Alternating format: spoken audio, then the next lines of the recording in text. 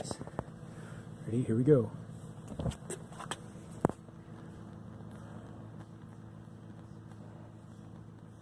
That's just a puddle of gas on my driveway. Probably gonna have a spot forever now, but that was a puddle. Hardly anything there. It's still going.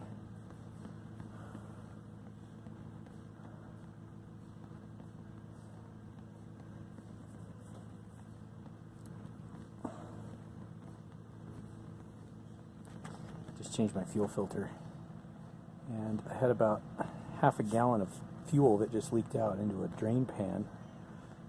I just poured the fuel into a gas can. A little tiny bit left. That's done. So I filled that thing almost all the way up. That's a half gallon.